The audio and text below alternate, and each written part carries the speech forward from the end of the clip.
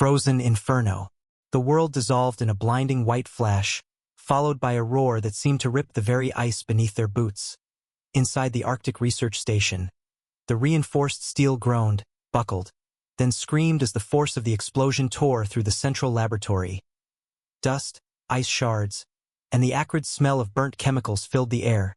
Dr. Anya Sharma, barely conscious, clawed her way out from under a fallen support beam, her ears ringing, her vision swimming. Blood trickled down her forehead, mingling with the grime. Around her, the scene was one of utter devastation. The pristine lab, once a haven of scientific pursuit, was now a twisted wreckage of metal and shattered glass. Groans and desperate coughs echoed through the ruins. "Marco? Ben!" Anya croaked, her voice raspy.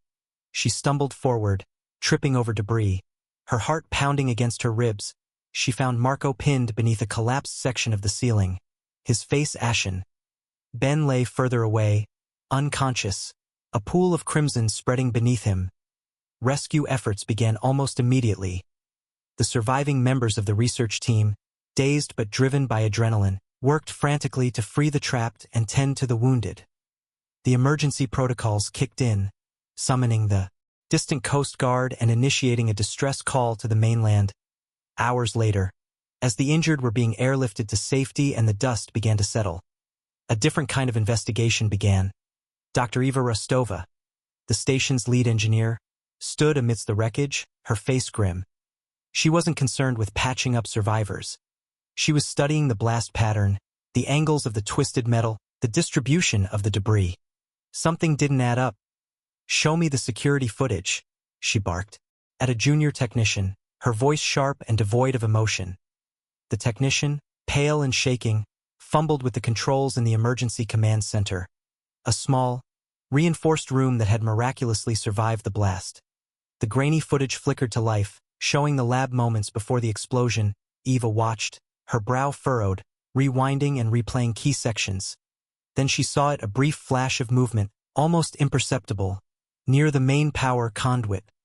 Someone or something had tampered with the system. "Enhance that section," she ordered, pointing to the screen.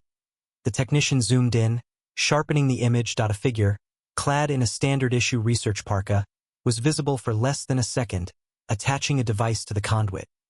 The image was too blurry to identify the person, but the implication was clear. Sabotage. Eva felt a cold dread creep into her heart. This wasn't an accident. This was deliberate. She immediately quarantined the footage and contacted her superiors.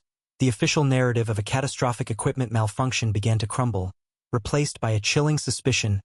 Thousands of miles away, in a dimly lit bar in Reykjavik, Jason Bishop nursed a glass of whiskey, the ice clinking softly against the glass. The television above the bar blared news of the Arctic explosion, showing images of the devastated research station. Bishop barely glanced at the screen. He'd seen too much death and destruction in his life to be easily moved. His phone buzzed at an unknown number. He hesitated, then answered. "Bishop," he said, his voice low and gravelly. A woman's voice, thick with grief and exhaustion, crackled through the speaker. "Mr. Bishop, my name is Clara Olson. My husband, Ben Olson, he was at the research station." Bishop remained silent, waiting. "I know about your reputation," Clara continued, her voice trembling. "They're saying it was an accident, a malfunction, but Ben was a meticulous man. He always followed protocol.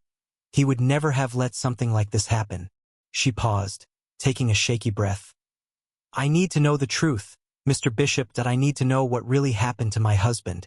Bishop swirled the whiskey in his glass, the ice clinking again. He looked at the television screen, at the images of the shattered research station, at the frozen wastelands stretching out to the horizon. He saw not an accident, but a carefully orchestrated act of violence. He took a long swallow of his drink, the liquor burning a path down his throat. "Tell me everything, Mrs. Olson," he said, his voice hardening. "I'll find out what happened to your husband. I promise you that." Arrival in the white hell. The helicopter blades thrashed, spitting up a blizzard of ice crystals that stung Bishop's face as he jumped to the ground. The Arctic wind, raw and unforgiving, clawed at him, A stark welcome to this godforsaken place. He hunched his shoulders, pulling his thick parka tighter. White hell, he muttered, the words swallowed by the gale. The station, a cluster of prefabricated modules huddled against the endless white, looked like a wounded animal seeking shelter. He scanned the perimeter and a welcoming committee beyond the wind and the swirling snow. Good, he preferred it that way. The less interaction, the better. He hoisted his duffel bag, heavier than it should be, thanks to the encrypted comms unit tucked inside, and trudged towards the main entrance, a reinforced steel door that looked like it belonged on a vault. The air inside was thick with the smell of stale coffee and disinfectant, a pathetic attempt to mask the deeper stench of fear. 3 figures stood huddled near a sputtering radiator. They watched him approach, their eyes wary, like cornered wolves. 1 was huddled in a threadbare blanket, shivering despite the inadequate heating. Another nervously chewed his fingernails, leaving ragged stubs. The third, a woman with tired eyes and a perpetually worried frown, offered a weak, hesitant smile. "Bishop?"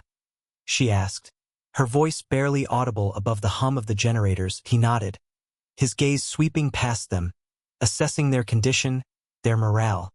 "Where's Volkov?" Before she could answer, a figure emerged from a dimly lit corridor. Volkov, he was taller than Bishop remembered. His face etched with fatigue and a forced joviality that didn't quite reach his eyes. His handshake was firm, but Bishop sensed a tremor beneath the surface. "Bishop, welcome. Though I wish it were under better circumstances," Volkov boomed, the artificial hardiness clashing with the grim reality of the station. "Glad you could make it. We've had a slight incident." "Slight incident?" Bishop raised an eyebrow, his voice flat. "That what you're calling it?" Volkov chuckled, a strained, hollow sound. "Just a figure of speech, my friend. A setback. Nothing we can't handle." He gestured towards a makeshift office, its walls covered in maps and schematics. "Let's talk in private." Bishop followed him, his senses on high alert. Volkov's attempt to downplay the situation only confirmed his suspicions. This was more than just a setback. This was a full-blown disaster, and Volkov was trying to cover it up. Inside the office, Volkov closed the door and turned to face Bishop, his forced smile finally fading. "Look, things are complicated," he admitted, running a hand through his thinning hair. "We had an accident with the core regulator. Power fluctuations. Nothing major, but, well, it's put us behind schedule." Bishop leaned against the wall, arms crossed.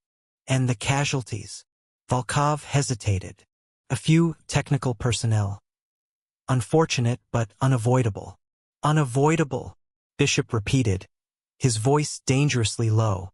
"Or were they eliminated?" Volkov's eyes flashed with anger, but he quickly masked it. "That's a serious accusation, Bishop." "Is it?" Bishop challenged, his gaze unwavering. "Because from what I've seen so far, nothing here adds up. The morale is in the gutter, the equipment is malfunctioning, and you're trying to tell me it's just a slight incident." He watched Volkov carefully, searching for any sign of deception. The silence stretched, thick and heavy, punctuated only by the distant groan of the station's aging infrastructure. Finally, Volkov sighed, the fight draining out of him. "There are things you need to know, Bishop," he said, his voice barely a whisper. "Things I can't say out loud." He glanced nervously at the door. "But first, I need to know, can I trust you?" Bishop stared at him, his face an impassive mask. Trust, a luxury he couldn't afford. "Not here.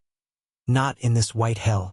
That," he said, his voice like shards of ice, "remains to be seen." Whispers in the ice. The air inside the hydroponics lab was a cloying blend of humid soil and artificial sunlight. Bishop, ever-present notepad in hand, observed Dr. Anya Sharma as she tended a blighted tomato plant. "The official account points to a simple equipment failure," Bishop stated, his words echoing faintly within the steamy enclosure. "Yet, you offered a different version to the initial inquiry, Doctor." Anya's gloved fingers froze. Raising her gaze, her eyes, magnified into liquid pools by her thick lenses, focused on Bishop. I mentioned the regulators were defective. Which they were. Aged, fragile. What else was there to say?" You indicated that the alarm sounded far later than protocol dictated, suggesting the possibility of someone tampering with them. With a sharp snap, Anya severed a dead leaf. Grief plays tricks on the mind, Mr. Bishop, that we were all deeply affected. She averted her eyes, her attention riveted to the struggling plant. Bishop jotted down a note. The hydroponics lab was a linchpin that IT supplied a vital source of fresh produce for the station's inhabitants. Tampering here was akin to cutting off a lifeline. He moved deeper into the station, the metallic tang of recycled air stinging his nostrils. The security logs resembled a digital maze of timestamps and road alerts. Nothing overtly amiss. Initially, Bishop dedicated hours to dissecting the data. The thrum of the server stacks a monotonous drone in his ears. He meticulously cross-referenced access protocols, maintenance routines, and equipment logs, hunting for inconsistencies. Volkov's name recurred with unsettling frequency as the engineer, responsible for the hydroponics lab's environmental systems. His access logs revealed numerous visits. Often during unconventional hours, Bishop compiled a comprehensive report on Volkov's movements and tucked it into his jacket. Later, in the mess hall, buzzing fluorescent tubes cast a jaundiced pallor across the few scientists partaking of their evening sustenance. The aroma of processed protein hung heavy in the air. Bishop sat by himself, cradling a lukewarm mug of recycled coffee, absorbed in a schematic of the station's ventilation network that he needed to decipher how someone could remotely compromise the atmospheric integrity of the hydroponics lab. Abruptly, a piercing shriek rent the air. A section of the ceiling, directly above Bishop, warped and plummeted. Twisted metal rained down, engulfing him in a cloud of grit and debris. He dove to the side, narrowly escaping being pinned. The table disintegrated under the force of the impact. Panic surged through the mess hall. Scientists shrieked, scrambling for safety. Bishop, coughing and coated in dust, struggled to his feet. He scanned the devastation, his mind racing. The support framework hadn't simply given way. It had been cleanly bisected, as if sliced by a precision blade, across the room. His eyes met Dr. Sharma's. Her face was ashen, her mouth a silent. He couldn't decipher the emotion etched there. An alarm klaxon blared, announcing a structural compromise. Bishop disregarded it. This wasn't an accident. Someone had tried to eliminate him. He forced his way through the throng of terrified scientists. His destination, the engineering bay. He needed to scrutinize the severed supports, to unearth any trace of the instrument used. The engineering bay stood empty. The air reeked of ozone and scorched metal. Bishop located the shattered support beam sprawled on the floor. The incision was precise, almost surgical. He ran a gloved hand along the edge, tracing the slick, fused metal. Laser severance. The station's laser cutter resided, according to procedure, within a secured cabinet. He inspected the lock. IT appeared untouched. But something felt discordant. He examined it more intently. A hairline scratch marred the surface, nearly imperceptible. The lock had been picked, the laser cutter employed, and then the cabinet meticulously resecured. Skilled work. As Bishop recorded his observations, a sudden wave of lightheadedness washed over him. He faltered, gripping a nearby workbench for stability. His vision swam. He tasted copper on his tongue. He glanced down at his hand, still resting on the workbench. A slender, almost invisible filament stretched across the surface, linked to a compact, cylindrical device. A taser. The workbench had been booby-trapped to deliver an incapacitating jolt. Bishop yanked the wire free, his pulse hammering in his ears. This was no longer simple sabotage. This was a calculated pursuit. And he was the quarry. Caution was paramount. He was treading a razor's edge. His gaze flickered to the station's security camera, subtly positioned in the corner of the engineering bay. It was angled away from the workbench, conveniently omitting the rigged taser from its field of vision. Another piece of the sinister mosaic falling into place. Secrets beneath the ice. The wind, a frigid tormentor, gnawed at Bishop's exposed skin. He tightened his grip on the ice axe, its familiar chill a small solace. The thermal anomaly had been a whisper, almost invisible, yet intuition screamed louder than any alarm. Something lay hidden beneath the pristine glacial expanse. Hours he'd spent tracing a tightening spiral on his snowmobile, conviction hardening with each rotation. Now, balanced precariously at the lip of a crevasse. An impossible fissure, according to the charts. He felt the chilling certainty seep into his marrow. The chasm was a mere slit in the ice. Bishop rappelled into its maw, the rope humming a lonely song in the frozen air. The descent stretched on, the air growing heavy, almost stifling finally. His boots crunched on something decidedly unnatural. Metal that he unclipped, the beam of his headlamp slicing through the gloom. He found himself in a tunnel hewn from ice, the unervingly smooth curve speaking of machinery.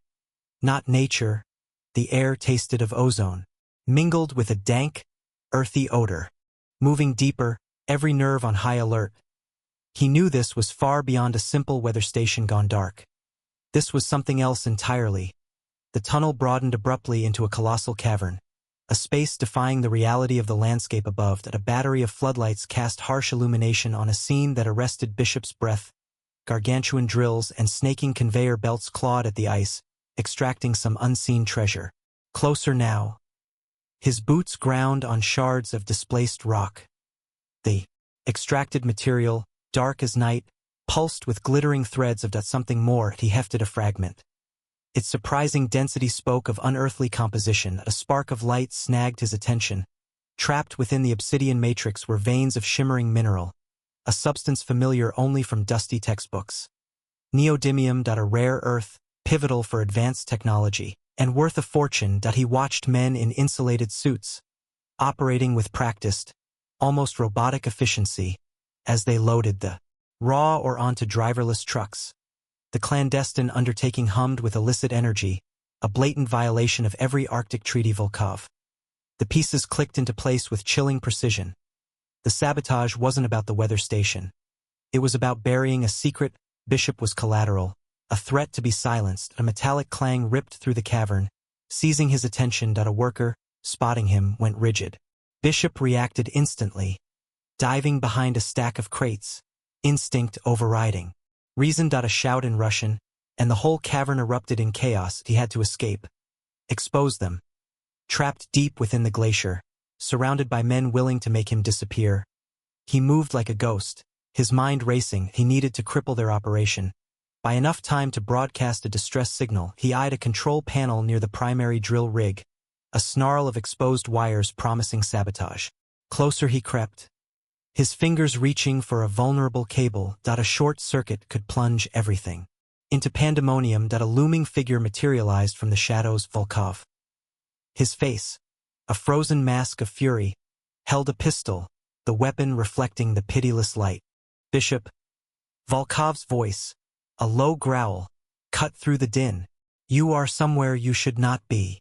Bishop returned the stare, saying nothing. He was outmatched, outgunned. But not defeated. Not yet. The rules had shifted. This was no longer just a fight for survival. It was about unveiling a conspiracy that stretched far beyond this frozen hell. Stopping Volkov, whatever the cost, was now the only imperative. The stakes had plunged into absolute zero. The geophysicist's confession.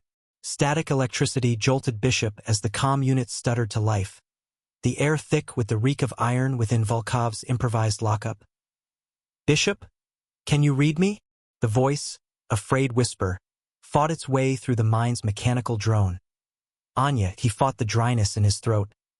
Petrova? What are you doing? You're risking everything.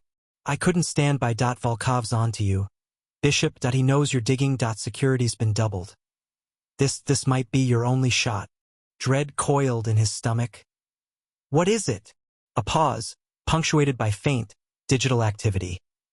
I'm pushing some data your way. Seismic readouts from the day of the incident. Raw files. Cross-reference them with the official reports. Cross-reference how? They've been doctored. Bishop. The energy signature at IT defies a natural methane event. At IT was orchestrated. A demolition, precise enough to smell like arson. Each blip of the transfer hammered at his resolve. The untainted data materialized on the pirated tablet he'd managed to squirrel away. A scan of the squiggly lines confirmed Anya's fears. Timestamps were rejiggered, the seismic footprints softened, any indication of malice carefully swept away. Jesus? He muttered, raking fingers through tangled hair. Absolutely certain? Beyond doubt. I ran the analysis myself. Repeatedly. He tasked me with it. Said it was housekeeping. To preemptively calm the investors. Her tone trembled. I thought it was just pointless bureaucracy. I was blind to the depth of it all. What's his angle? Bishop probed, his thoughts racing. The mine was hemorrhaging money. Bishop. On the brink, Volkov stood to lose it all. But with the accident, an insurance windfall of astronomical proportions, enough to erase the red ink, relaunch the operation, maybe even expand. And with the environmental red tape temporarily sidelined, he can tap into the rare earth elements without interference. The puzzle pieces clicked, forming a bleak portrait. Volkov was more than just a cutthroat businessman. He was a killer, a polluter. Why the betrayal, Anya? Bishop's voice was a gentler cadence now. I can't live with the weight of it, Bishop. I saw the faces of those men pulled from the ice. Their families. I'm stained by that complicity. I helped bury the truth. Now, I have to dig it back up. He heard the scrape of movement, a quick gasp. I have to run. They're closing in. Anya, wait. You're walking into a trap. I know, she breathed, her voice fading. But someone has to light the match. The connection vanished, swallowed by crackling silence. Bishop stared at the tablet, the seismic data a damning indictment. He held the smoking gun. Now, he needed to get it into the right hands. But how? Volkov had him cornered, cut off, and Anya. She was venturing into the abyss. He had to break free. He had to shield her. He owed her that much. He rose, the chill gripping his marrow, and took stock of his confines. A loose fastener on the bunk. A fracture in the cement. A glimmer of determination. Pushing back the shadows. Hunted in the labyrinth. Enough games.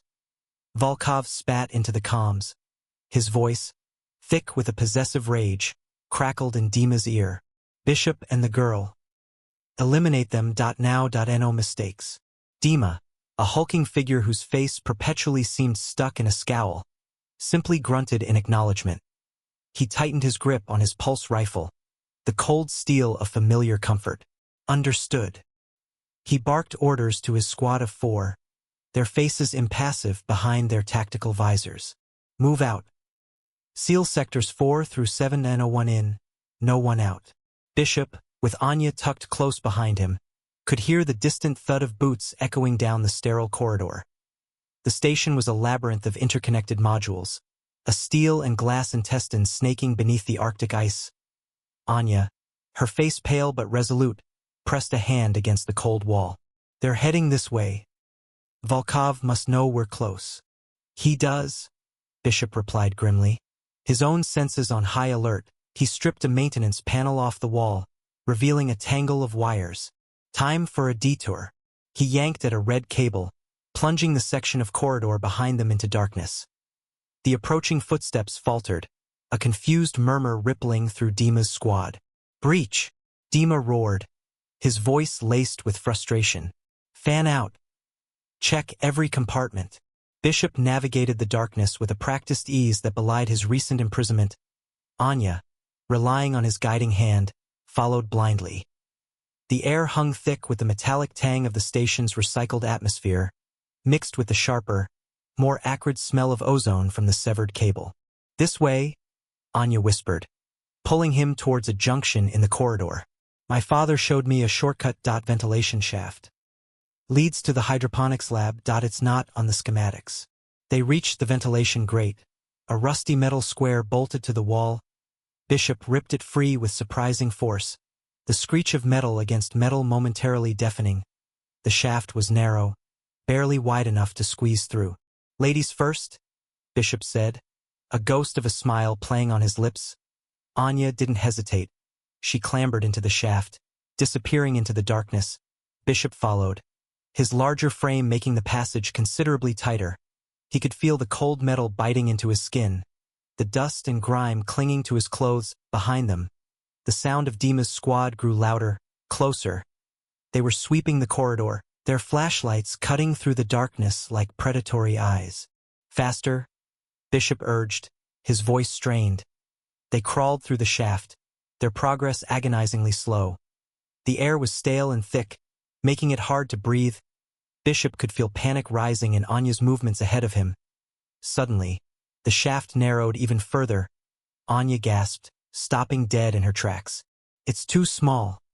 I can't. You can? Bishop said. His voice firm, he pushed against her legs, urging her forward. Just a little further. I'm right behind you. The sounds of the security team were almost upon them. He could hear Dima's guttural commands, the clatter of boots echoing off the metal walls. They were going to be discovered any second, with a surge of adrenaline. Anya forced herself forward, squeezing through the narrow section. Bishop followed, gritting his teeth against the pain. Finally, they emerged into a larger section of the shaft, a cross-section leading in multiple directions. Anya, coughing and gasping for air, pointed to a dim light, filtering through a grate above. Hydroponics lab, she managed to say as Bishop reached up to wrench the grate open. A deafening clang echoed from behind them that Dima's squad had found the ventilation shaft. They were trapped. Control room showdown. The metallic tang of blood filled the narrow ventilation shaft. Bishop tasted it. Grimacing, Anya crawled behind him, her labored breaths echoing in the claustrophobic space. Almost there, he gasped, wrenching at a stubbornly fused grate. With a final, brutal heave, the grate buckled and twisted free, showering them with dust and rust. Below, the control room hummed with the low thrum of servers and the blinking madness of 100 screens. Two guards stood sentinel by the entrance, automatic rifles slung casually over their shoulders. Plan, Anya whispered, her voice tight with adrenaline. Bishop checked his dwindling ammunition. Distraction. You disable comms that I provide. Incentives for them to leave you alone. He dropped silently, landing behind the nearest guard. A swift, brutal application of pressure to the carotid artery, and the man slumped soundlessly. The second guard whirled, surprise etched on his face. But Bishop was already moving at a flash of the knife, a choked gurgle, and he joined his comrade on the floor. Go! Bishop barked, adrenaline coursing through him. Anya scrambled down, her fingers flying across the main console. Alarms blared as she bypassed security protocols, lines of code scrolling across the screens like a digital waterfall. Bishop positioned himself by the door, bracing for the inevitable. At it came quickly. Volkov, flanked by two hulking figures, stormed into the room, his face a mask of incandescent rage. Bishop, you think you can stop me? He roared, the sound echoing in the confined space. The firefight erupted. Bishop moved with practiced efficiency, taking cover behind overturned consoles, returning fire with controlled bursts, the air filled with the acrid smell of gunpowder and the whine of ricocheting bullets. One of Volkov's men went down, clutching his chest, a crimson stain blooming on his uniform. Anya, oblivious to the chaos around her, continued her frantic work, sweat beading on her forehead. Almost, she muttered, her fingers blurring across the keyboard. Volkov, his face contorted with fury, barked orders. Take him down, now. He gestured sharply, and his remaining guard unleashed a hail of gunfire, forcing Bishop to duck for cover. A bullet grazed his arm, a searing line of pain. Suddenly, the alarms intensified, the room bathed in a pulsating red light. Comms offline, Anya shouted, her voice triumphant. They can't contact the mainland. Volkov's face darkened. Fools! You think that will save you? He leveled his pistol at Anya, his eyes cold and merciless. Bishop roared, a primal sound of fury, and charged. He launched himself over a console, tackling Volkov to the ground. They grappled, a desperate struggle for dominance. Volkov's superior strength a formidable obstacle. A gunshot rang out, deafeningly loud. Not from Volkov's pistol. The remaining guard crumpled to the floor, a hole gaping in his forehead. Anya stood behind him, a small pistol smoking in her hand, her expression a mixture of shock and grim determination. Volkov, momentarily stunned, was easily disarmed. Bishop pinned him to the ground, his knife pressed against Volkov's throat.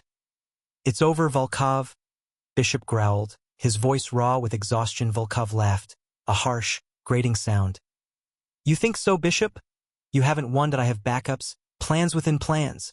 Anya ignored him, her fingers flying across the keyboard once more. Transmitting data now, she announced, her voice strained. Seismic readings, your confession, everything. Volkov's eyes widened in horror. No, you can't. Too late. The transfer progress bar crept slowly across the screen. A death knell to Volkov's ambitions. Outside, the wind howled. A mournful symphony in the Arctic wasteland. Bishop held Volkov captive. The knife a constant, silent threat. The fate of the station, and perhaps the world, hung precariously in the balance, suspended between the data transmission and the inevitable arrival of whatever horrors Volkov had planned. Meltdown. Volkov's spittle painted the server room floor crimson. Bishop, face a rigid landscape of resolve, pressed harder on the man's upper arm. A burning reminder of his own shallow wound. The air, thick with the coppery tang of ionized particles and the death rattle of failing systems, vibrated underfoot. This ends here, Volkov? Bishop rasped, throat raw with exertion. Volkov coughed out a laugh, a gurgling, repulsive sound. Too late, American. Decades too late. A flick of his bloodied chin indicated a console pulsing with crimson light. The station, we all go with it. Bishop's eyes snapped to the screen. A stark countdown dominated the display. 00:14:52. Auto-destruction engaged. A curse ripped from his lips. Anya! Now! He bellowed, voice strained against the rising crescendo of klaxons. Anya slammed through the doorway, face ashen but determined. Report! He initiated self-destruct.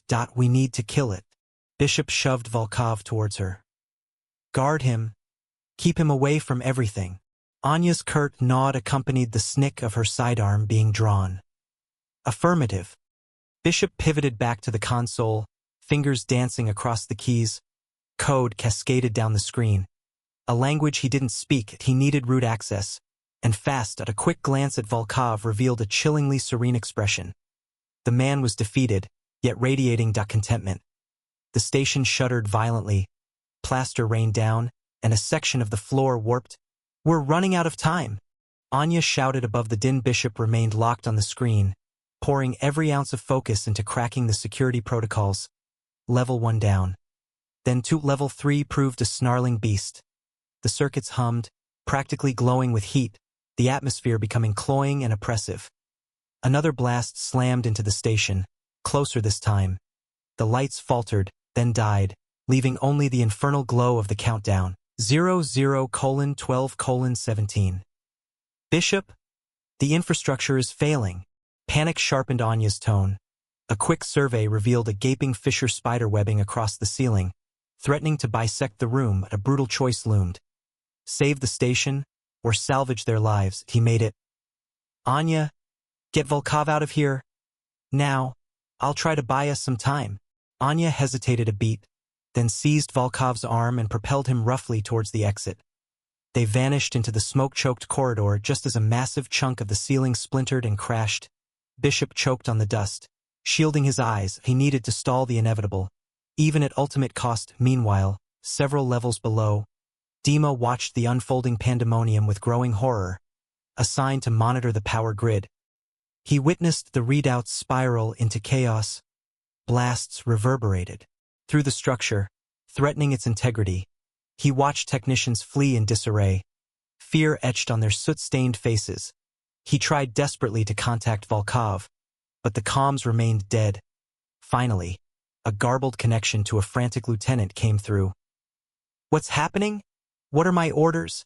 The lieutenant's voice, a bare whisper in the static, uttered, self-destruct. Volkov? Override terminated. Then silence.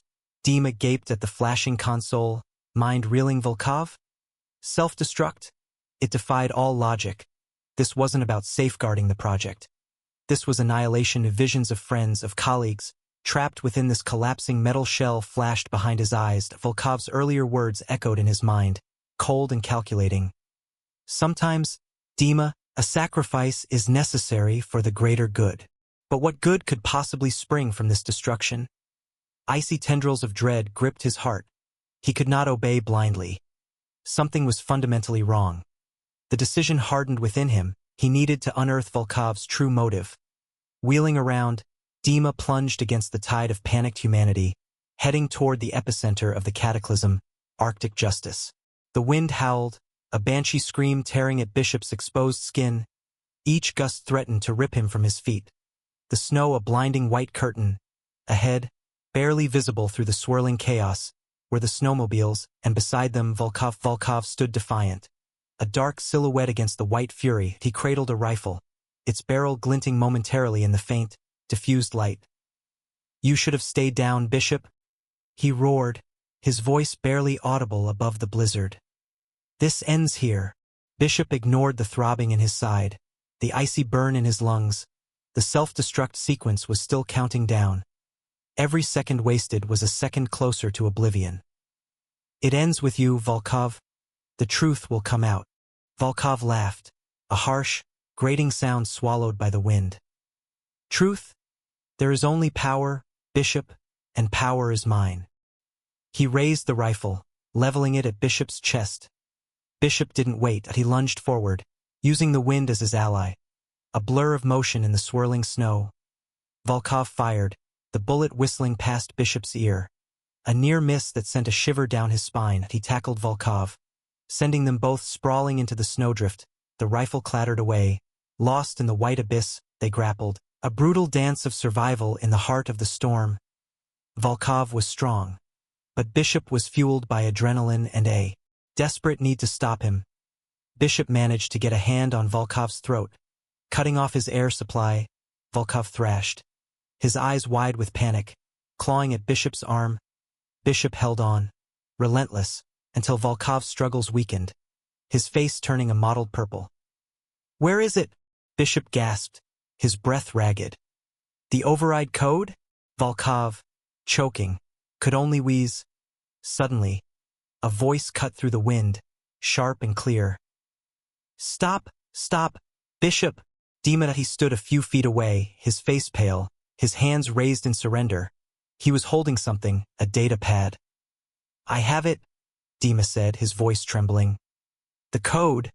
Just let him go." Bishop hesitated. He glanced at the data pad, then back at Volkov, who was now gasping for air. His face regaining some color. Dima's eyes pleaded with him. He released Volkov.